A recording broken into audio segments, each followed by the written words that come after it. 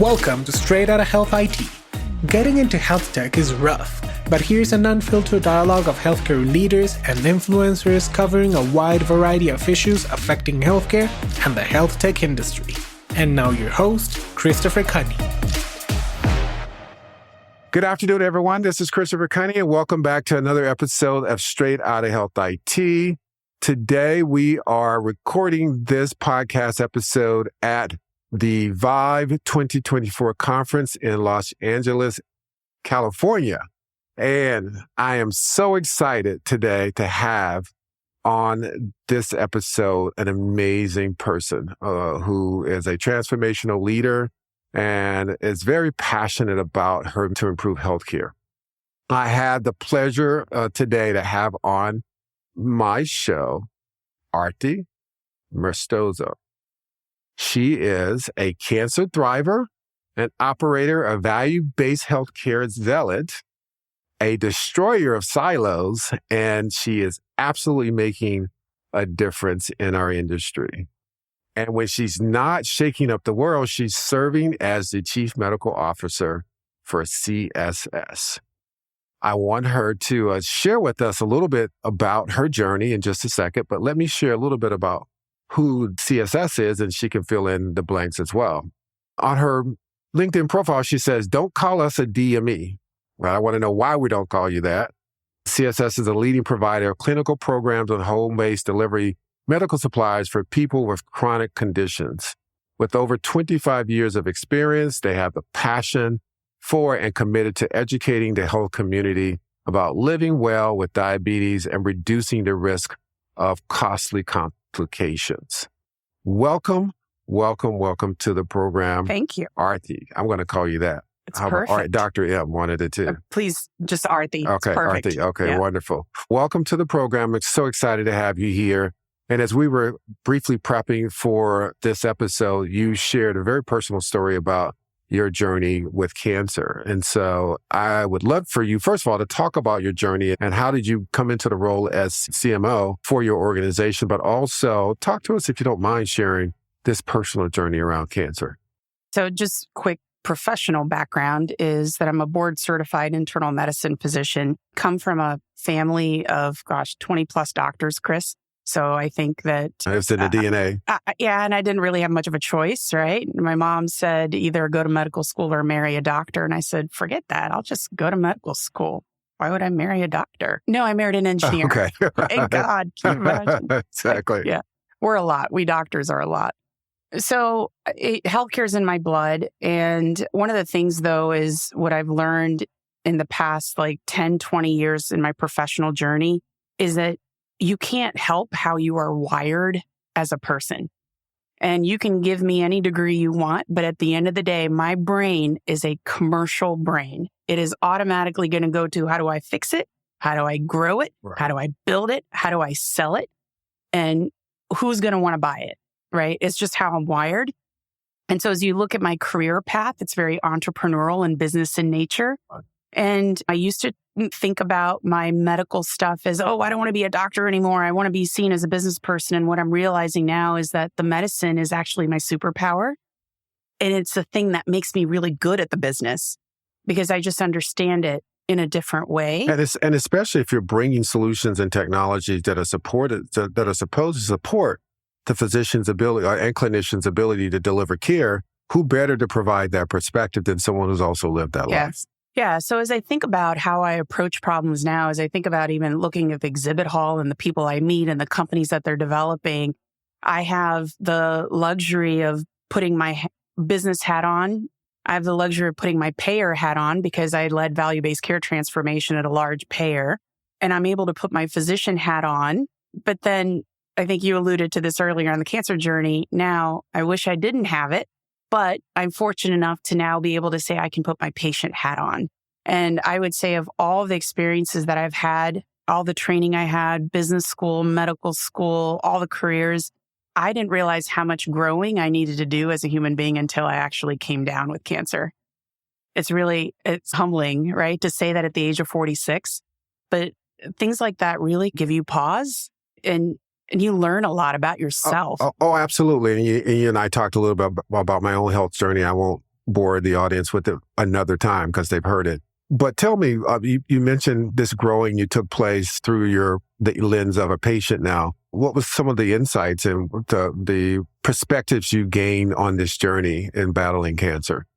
And so as a patient, from an experience standpoint, I didn't appreciate how scary it was. And you can probably relate to this when you went through this. And just because I have a medical degree didn't mean I was any less scared. That first chemo treatment was nerve-wracking. And that first treatment, I had a reaction. My blood pressure dropped. My heart rate went up to 180. I thought I was going to die. My face felt like I was going to explode. And my poor husband, oh my gosh, I think he's traumatized from it. Just even before the reaction to the chemo, but just I would say that there's an absence of human touch now in healthcare. And that's what I needed most. And I was going to ask you, going through that journey as a patient, now as a clinician, do you treat patients a little bit differently, or do you view them a little bit differently now that you've been on that side? 100%. I'll give you an example. Right. My background clinically is in advanced wound care. So I treat a lot of folks with amputation prevention, and that's what I do. Surgical wounds, large wounds. And one of the therapies that I prescribe is negative pressure wound therapy. It's a common thing that you prescribe in wound care. I actually had to have 2 negative pressure wound therapy pumps after my reconstruction surgery. Wow. I had no idea. They were heavy. It was just overwhelming. And then I had a surgical complication where I had an open wound, and the surgeon said, "Oh, we'll put you on this other negative pressure wound therapy device." And I thought, there's no way. Take 2 of these, right? You mean I got to carry this battery operated widget around and it's going to make noise and beep? And how am I going to do this? And so never again will I take for granted every pill, every x-ray, every MRI, every order, whether it's a pharmaceutical or it's a device. I will never take for granted how hard it is for the person on the other end. I went from going from 0 pills to now 20 pills per day. And I feel for these patients just in a different way. I have just much more empathy for them. And then knowing that, having obviously living the life of a clinician and now obviously going through the journey as a patient, what advice would you give a patient then advocate for themselves as they're going through this process so that clinician is much more aware of challenge, the anxiety, the pain, whatever, emotion or physical issue that's going on, advocating for their best interests? Wow, that in itself could be like an hour-long conversation. Right, but I'll give you just highlights because I think that touches on so many different levels. I would say the first is it's okay to be vulnerable and share with your treating clinician that you're scared. But to do it in a way that there's a way to share your feelings and to share your vulnerability without coming off as high maintenance, right? Unfortunately, as a physician, sometimes you come across patients and you're like, oh my God, is this person going to call me every 5 minutes? And so it can be triggering when you're the treating clinician or you're the treating physician. But I think that you can say it in a way that frankly could make the experience for the physician even better. Because when we think about physician burnout, like why are these doctors burning out? It's like they're missing the connection. They're missing the reason why they got into healthcare. And I think there's a way to share this information that can make the sacred bond between clinician and patient, frankly, more beautiful and much more productive if both sides communicated.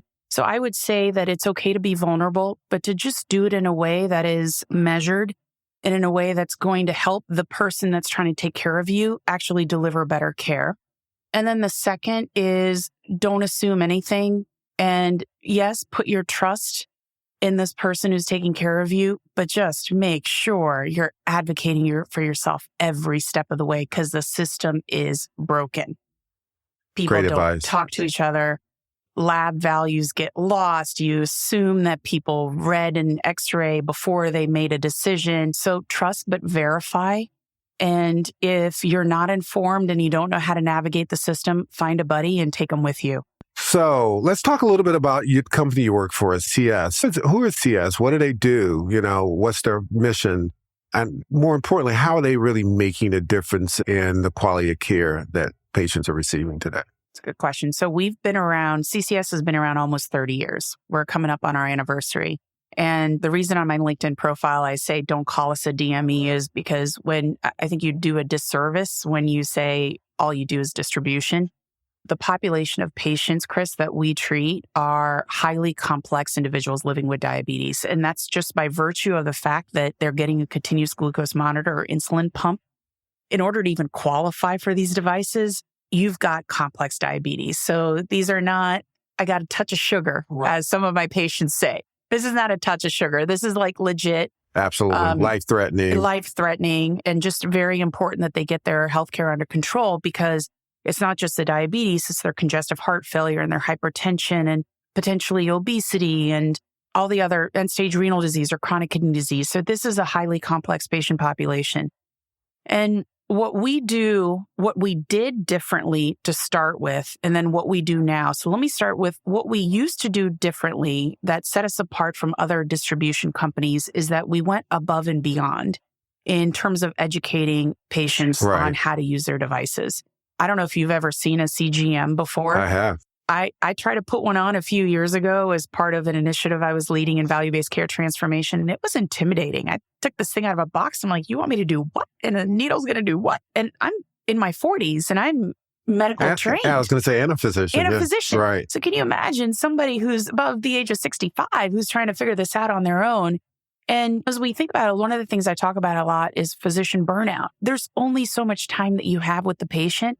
And these folks need a lot more handholding and a lot more education. So I would say the first thing that set us apart is the attention to the tailored, personalized onboarding that these patients need when they get the devices. And the reason I joined the company is if I'm destroyer of silos, right? And so why do I call myself a value-based healthcare zealot and destroyer of silos? I can't stand waste in this system. I feel like healthcare, when I was in medical school, my white coat ceremony, my dad always said, don't ever take what you do for granted. When people come to you for healthcare, they are the most vulnerable because it's the one thing you can't buy. Status and wealth will never get you that. And so don't ever take it for granted and always do the right thing. And don't ever do anything to a patient you wouldn't do to me or your mom.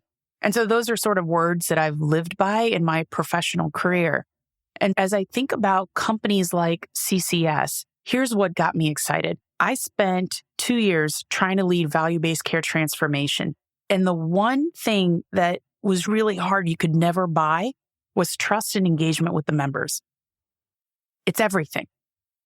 Trust and engagement's everything in healthcare. And so you could develop any program you wanted. It sounded perfect, right? But then if they don't trust you and they're not willing to pick up the phone, well, what's the point? Right?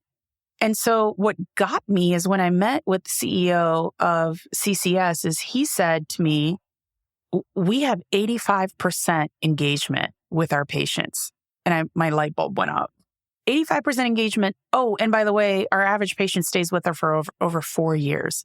So when I put my value-based care hat on, I'm thinking, you've got the map. Like you're telling me box number 1 checked, highly complex medical population, adherent to their device. Number 2, they trust us and they engage with us and they're with us for over 4 years. Wow. What do we do with that?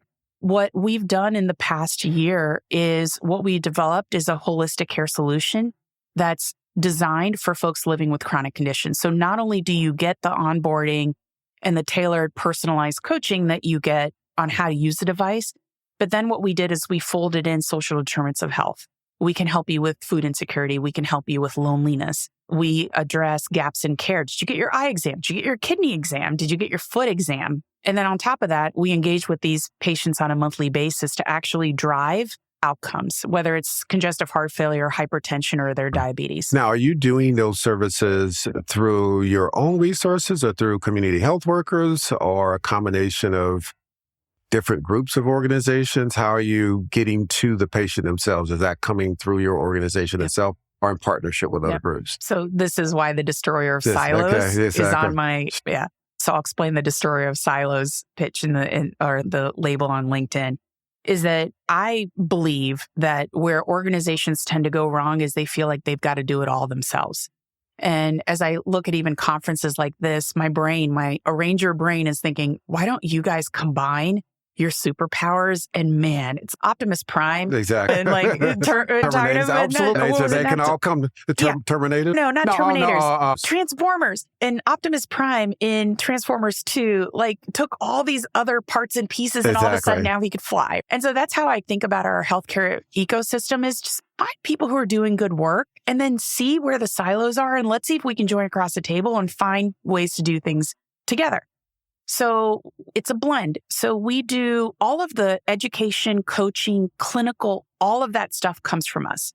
Our AI algorithms, all that stuff comes from us. All the pharmacy, any of the clinical solution comes from us. However, what we've done is we've developed pathways so that when we identify social determinants of health, instead of us saying, okay, you need healthy foods, why don't I ship you healthy foods? Why not partner with an organization? That's what they do best. Exactly. All day long. Absolutely. They wake up obsessed about that.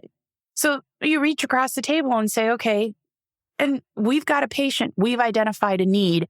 How can we create an integrated way for us to automatically, boom, kick in send that a part of the referral system your way? And then how can, when you've got that patient taken care of, how can you share that information back to me? Absolutely. So I know that we've done check that. the box. We've checked that box, That's right? Same thing with escalation pathways, right? Am I going to go to your house because you're telling me you have an emergency? No. But can I partner with somebody who does in-home visits? Yes, I can. Like a communicator. That's right. All I have to do is call somebody up and say, hey, would you like to have a strategic partnership? Would you like to hold hands and do this together? Well, we're coming up to the end of our time for this episode. I've got to have you back on. There's so much more I'd love to be back. Talk to you about. I want to thank you, Arti, for taking the time out of your busy schedule to share with us your company, your journey, your story. I wish you continued success. Thank you. Enjoy the rest of the conference. And thank you for being a part of Straight Outta Health IT. Thanks for having me. We're very welcome. Thank you. All right.